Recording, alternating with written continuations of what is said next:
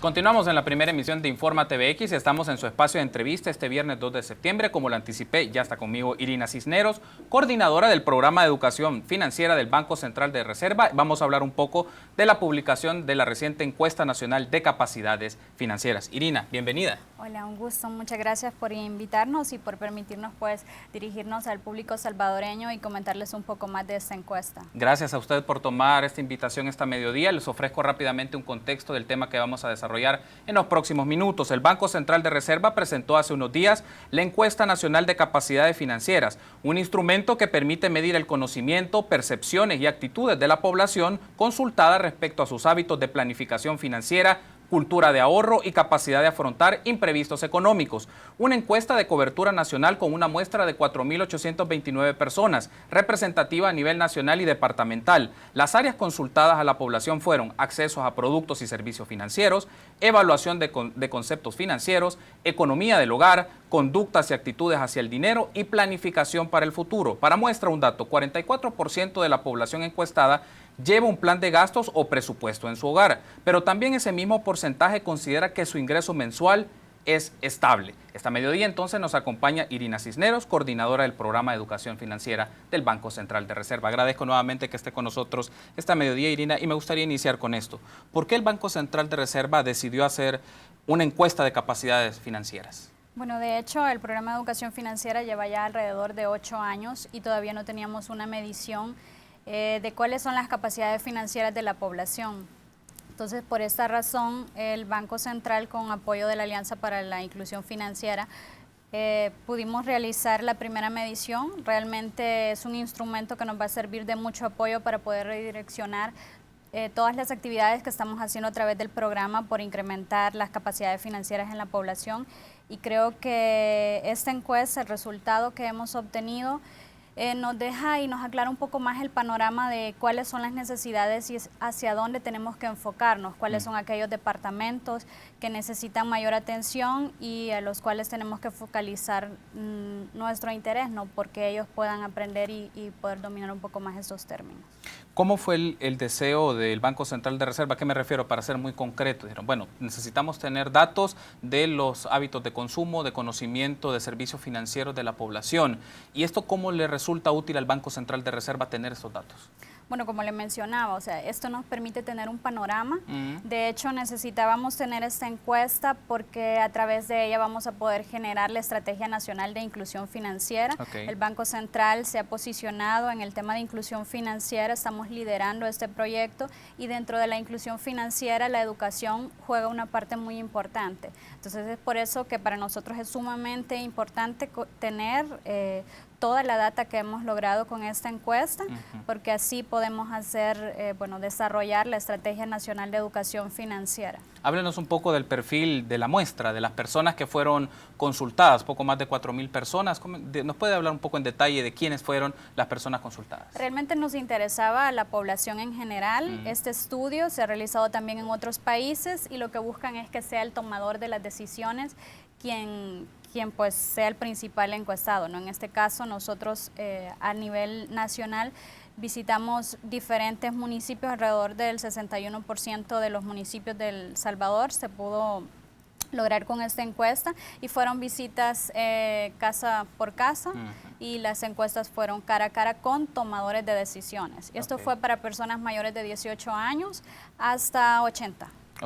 Hay otro aspecto que quiero remarcar de la encuesta, lo menciono para nuestros amigos de la audiencia. El 34% de la población encuestada es trabajador por cuenta propia o tiene su negocio, 26% trabaja como empleado a tiempo completo o parcial y el 23% se dedica a los quehaceres de hogar. Es interesante tener esta división de esta población, Irina. Así es, porque eso nos permite ver niveles de conocimiento, nos permite saber quiénes son los que tienen mayores capacidades financieras, si todos las aplican por igual o si hay alguna diferencia. Entonces, el estudio nos permite generalizar entre el área urbana, rural, también profundizar entre hombres y mujeres, que el estudio nos arrojó que son los hombres los que tienen mayores conocimientos en general y son las mujeres las que tienen menos conocimientos. Esto es algo que es una tendencia que se da a nivel latinoamericano, que son los hombres los que tienen mayores conocimientos, y de igual forma, o sea, por la parte de la ocupación, también por la parte de los ingresos, podemos ver,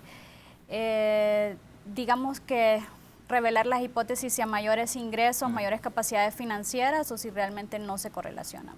Hay otro asunto para verlo en detenimiento, que es la cultura de ahorro. Es una de las dimensiones a la población consultada, encuestada. Y me llama la atención un dato que me gustaría que nos pudiera ampliar. Es que el 61% de la población encuestada no destina una parte de sus ingresos para ahorrar. Eso es algo interesante porque estamos hablando de un número importante de las personas encuestadas que no utiliza ese dinero o lo piensa en el ahorro. Sí, bueno, de hecho esto viene un poco más allá de la cultura del ahorro. Eso quiere decir que no estamos organizando bien el manejo de nuestro dinero y eso es lo que está arrojando la encuesta, ¿no? El 61% dice pues que no ahorra o que no tiene capacidad de ahorro, pero muchas veces no sabemos cómo estamos administrando nuestro dinero. Yo te podría preguntar, por ejemplo, a ti si sabes exactamente en qué gastas cada centavo de tu dinero, y yo creo que tu respuesta sería que no, porque hay muchos gastos que son mínimos que por ser pequeños, por costar 5, 10 centavos, 25, no los tomamos en cuenta, pero al final del mes pueden resultar ser un monto bastante significativo que se está llevando de tu... Casi siempre vos el registro de rubros generales, ¿no? De las cuentas por pagar, facturas y otras cosas, pero no el detalle de algunos gastos que son muy cotidianos y que a veces tal vez no son parte del registro contable de una familia. Y que a veces no son necesarios. O sea, la gente a veces no sabe en qué está gastando su dinero o está gastando en cosas que no son prioritarias o no son esenciales o necesarias para poder vivir y salir adelante. Tenemos también que me gustaría proyectar en una imagen que tenemos de la presentación de las diapositivas que hizo o que presentó el Banco Central de Reserva sobre esta encuesta. Entonces, en este momento vamos a ver en pantalla un apoyo, una imagen sobre el tema de ahorro y hablaba sobre eso, ¿no? Por ejemplo, una de las preguntas que aparecen ahí, ¿su familia o usted destinan una parte de sus ingresos a ahorrar? Tenemos un 38% de las personas que sí lo hacen.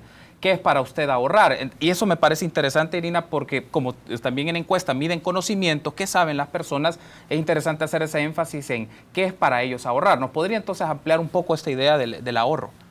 Bueno, sí, nos interesaba saber mucho cómo concibe la gente el concepto del ahorro y realmente pues quizás era algo que ya teníamos en cuenta que la gente lo relaciona con ahorrar en su casa y bueno, debajo del colchón o guardándolo, y sin embargo esto es algo que no es, ¿cómo les podría decir?, beneficioso, porque si usted tiene dinero en la casa, si necesita algo se lo gasta, entonces al final no termina siendo un ahorro.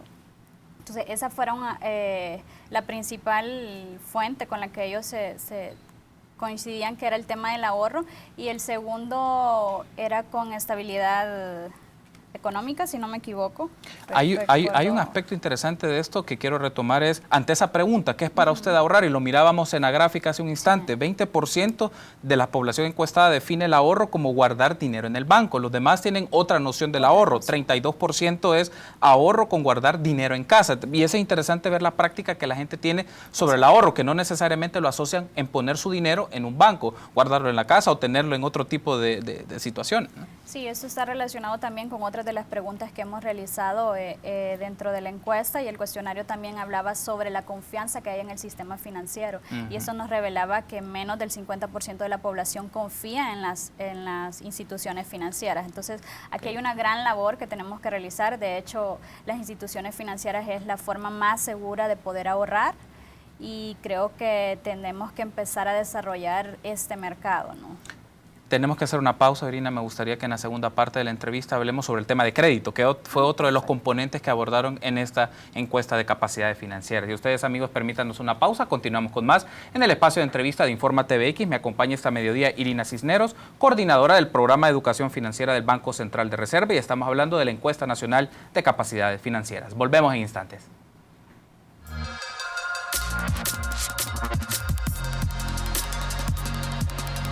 Continuamos en el espacio de entrevista de Informa TVX Primera Emisión, viernes 2 de septiembre, y estamos hablando de la Encuesta Nacional de Capacidades Financieras. Me acompaña Irina Cisneros, coordinadora del Programa de Educación Financiera del Banco Central de Reserva. Retomando la entrevista, entonces, Irina, otro de los aspectos que fueron parte de este instrumento es el tema del crédito como opción de financiamiento personal. ¿Cuáles son algunos de los datos que nos refleja esta encuesta? Bueno, hay dos datos curiosos, ¿no? El primero, cómo conciben las personas el crédito. El 49% lo considera que es un problema y el otro 44% considera que es una solución, ¿no? Hay como puntos encontrados entre los encuestados y eso también tiene que ver con la forma en que ellos administran sus créditos. O sea, a mí me puede resultar un problema tener un crédito si no le doy una administración correcta, si no puedo pagar en tiempo, si me estoy sobreendeudando, entonces lo puedo empezar a ver como un problema. Pero si yo lo utilizo de la manera correcta, puedo encontrar en él una solución para poder, qué sé yo, tener un crédito para una casa, optar por algunos productos que no puedo comprar porque no tengo el dinero disponible, pero que me pueden servir para hacer una inversión en un negocio. Y hay un dato curioso que nosotros consultamos, que era si al pedir un crédito ellos consideran su capacidad de pago. El 88% de la población dijo en este caso que sí lo toman en cuenta. Sin embargo, la realidad nos dice otra cosa. Porque cuando tú vas a campo, tú te das cuenta que las personas están sobreendeudadas, que no son capaces de salir con las obligaciones financieras que han adquirido hasta el momento. Entonces, es curioso cómo sí lo toman, sí dicen tomarlo en cuenta, pero en la realidad es otra cosa. Entonces, aquí vemos un factor, que si bien pueden tener el conocimiento y que es necesario saber si tengo capacidad de pago, pero ¿lo estoy aplicando o no lo estoy aplicando? Entonces, aquí es importante y por eso la encuesta nos arroja datos bastante valiosos, porque no solo medía el conocimiento, sino que la forma en que actúa la gente. Entonces, estos son como datos curiosos que tienen que ver con el crédito. Y también indagamos un poco si ellos saben qué requisitos les solicitan, porque muchas veces las personas no saben cuáles son esos requisitos que te van a pedir cuando tú vas a una institución financiera, y es importante que ellos lo sepan, ya que van a adquirir un producto, ¿no? Entonces, la educación acá parte de que tenemos que tener el conocimiento de qué es el producto, de cómo manejarlo de la manera adecuada si queremos tener beneficios. Todos los productos financieros son buenos, no hay productos financieros malos, sino que es la forma en que nosotros los utilizamos. Entonces, si yo tengo el conocimiento de cómo utilizar el producto, de cómo funciona, yo me puedo beneficiar del producto. Pero sin embargo, si yo no conozco, o sea, desconozco, ni siquiera leo el contrato, entonces no puedo saber cuáles van a ser mis obligaciones. Esto es interesante en los datos que usted mencionaba, y lo ponemos en la pantalla para que lo tuvieran de referencia nuestros amigos de la audiencia, el hecho de que 44% de la población encuestada ve el tema del financiamiento como una solución, 44%, ver, pero a lo que voy con esta idea, Irina, es pensar, bueno, hay ciertas personas que consideran que el tema de endeudamiento o el solicitar un tipo de financiamiento es la manera para balancear sus finanzas familiares o sus finanzas personales, y hasta qué punto esto, usted recién lo decía, no es que sean buenas o malas el tema de las herramientas, pero el uso de las personas que le pueden dar a esto le puede generar beneficios o problemas y cargar endeudamiento, que creo que eso es lo interesante ver en sus hábitos de consumo, ¿no?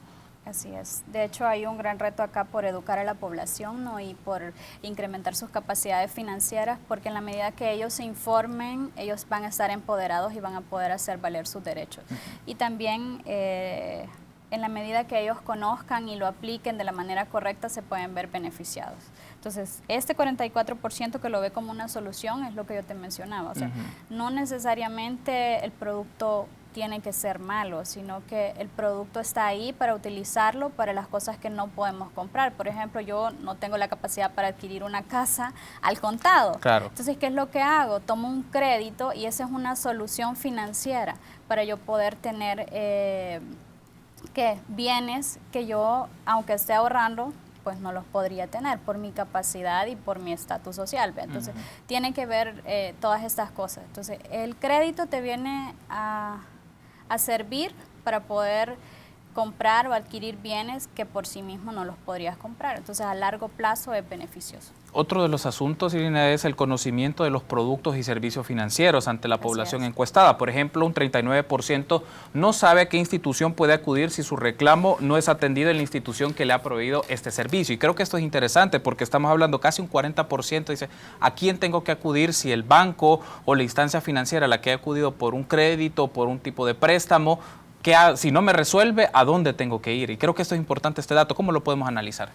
De hecho, sí es muy importante. La segunda instancia a la que pueden ir las personas es la Defensoría del Consumidor. Entonces, es ahí donde tienen que abocarse para poder hacer sus denuncias en caso de que una institución financiera no les resuelve el problema o no sea de satisfacción para ellos la resolución que les dio la institución financiera. Entonces tienen que tener el conocimiento, y ahí es donde tenemos que hacer una mayor divulgación del papel que está jugando ahora la Defensoría del Consumidor, y que es una opción que ellos pueden ir y acudir a esta institución para poder resolver sus conflictos, ¿verdad?, entre la institución financiera. Los resultados o los datos derivados de esta encuesta, ¿en qué medida le permiten, lo refiero en aspectos más técnicos, al Banco Central de Reserva, cruzarlo con otros datos que ya tiene el Banco Central de Reserva? Si está vinculado, por ejemplo, a las empresas que brindan servicios financieros. Eso lo pienso para tener un panorama más amplio y para asuntos estratégicos del banco, ¿no?, y tener unas proyecciones más claras sobre los hábitos de consumo de las personas y los servicios financieros. ¿Han considerado esto o con qué otro tipo de fuentes o datos pueden cruzar esta información para tener unos análisis con más profundidad? Bueno, de hecho, la data nos permite hacer cruces de datos con temas de inclusión financiera, pero el enriquecimiento y el valor de esto es lo que te mencionaba yo, que es la Estrategia Nacional de Educación Financiera, que aquí tanto sector privado como público necesitan unificar esfuerzos. A nivel país, en el 2010 había un estudio que nos indicaba que hay 30 iniciativas de educación financiera, pero también nuestra encuesta nos arroja que solo el 6% ha tenido acceso a educación financiera. Entonces, tenemos que ver que estos esfuerzos aislados que tienen las instituciones financieras, ONGs, así como el sector público, no están dando los resultados que realmente necesitamos. Entonces, es aquí donde el indicador de educación financiera, que es el que calculamos para el nivel país con los datos que arrojó esta encuesta, nos está diciendo y nos está enfocando cuáles son aquellas áreas que tenemos del país a las cuales tenemos que brindarles como mayor, mayor impacto, digamos, sí, en o énfasis, áreas, ¿no? Énfasis en estas, o sea, poder redireccionar todas las cosas que estamos haciendo. La educación financiera ha tomado auge en años recientes, y solo este año 3 instituciones financieras han lanzado portales de educación financiera. Entonces estamos en el momento justo para poder redireccionar todas aquellas actividades que tengamos que hacer en pro de mejorar. A su criterio, Irina, ¿la educación financiera es responsabilidad principal de instituciones del Estado o son los proveedores de este tipo de servicios financieros? ¿A qué me refiero? Porque cuando una persona llega a un banco le dan las diferentes opciones, aunque no todo el dato que necesita alguien o la información precisa para tomar una decisión lo más racional posible si adquiere un crédito, por ejemplo, para un banco, para una casa, para un vehículo, etcétera, etcétera. Porque el banco puede decir, bueno, yo le ofrezco esto para que usted adquiera mis servicios, pero ¿qué tanto es la educación más precisa que necesita alguien para que tome la mejor decisión? De hecho, creo que la responsabilidad es tanto del sector público como del sector privado. El sector privado porque te está ofreciendo productos y servicios, y el sector público porque tiene que velar por la protección al consumidor, por la transparencia de los servicios financieros. Entonces, en este caso, es por ello que el Banco Central y el programa de educación financiera están trabajando en incorporar dentro de la currícula escolar los temas de educación financiera, porque desde niños, o sea, nos estamos dando cuenta que no tenemos una cultura de ahorro, porque no nos lo inculcan en la casa y porque no lo estamos viendo en la escuela. Entonces estamos trabajando porque creemos que es la mejor manera de poder multiplicar el conocimiento desde las aulas. Y otro de los temas o uno de los ejes de la encuesta es la planificación para el futuro. También cómo como ciudadanos podemos proyectar nuestros gastos, nuestros ingresos, un presupuesto familiar, un presupuesto personal. ¿Cuáles son algunos de los elementos que arroja esta encuesta sobre esta área de planificación para el futuro, Irina? Bueno, sobre la planificación para el futuro nos damos cuenta de que las personas no cuentan con un seguro de vida, no cuentan con algún tipo de producto previsional para el futuro. Esto puede también deberse a que los grupos etarios que entrevistamos, el mayor porcentaje estaba entre jóvenes y también adulto mayor, digámoslo así. Entonces puede ver que los resultados arrojaban de que algunas personas prefieren vivir el día a día, y esto tiene que ver también con los ingresos que puedan tener, si pueden subsistir o no pueden subsistir, y también con la edad de las personas, porque si entrevistas a una persona joven, obviamente ahorita no está pensando que ya se quiere morir, ¿no? Entonces, claro, lo que quiere ahorita es disfrutar. Entonces, lo que arrojó la encuesta era eso, de que muchas personas prefieren vivir el día a día, otras personas prefieren gastarse el dinero antes que pensar en adquirir un producto previsional, y otros mencionaron que posteriormente lo harían.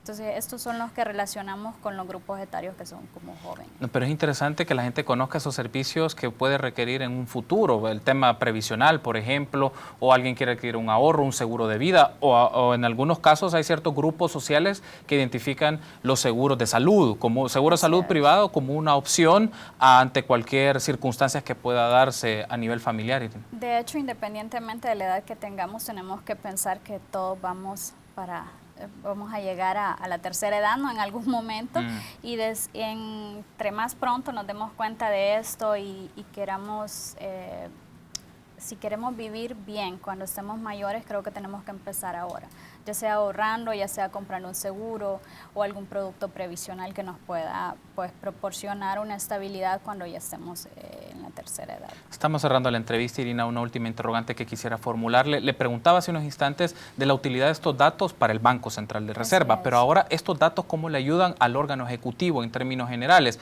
o instituciones autónomas del órgano ejecutivo que les permitan conocer con más detenimiento estas prácticas o los puntos de vista que tienen las personas sobre sus hábitos y de consumo de bienes y servicios financieros? La Defensoría del Consumidor es uno de rigor, pero ¿han pensado en otras instituciones con las cuales ustedes van a intercambiar esta información y les permite a ellos pensar en políticas económicas o políticas de defensa al consumidor mucho más agresivas o con más potencia hacia el ciudadano? De hecho, bueno, el programa de educación financiera somos 5 instituciones, claro. El Instituto de Garantía de Depósitos, la Defensoría del Consumidor, ahora el Ministerio de Educación, Bandesal y el Banco Central como coordinador.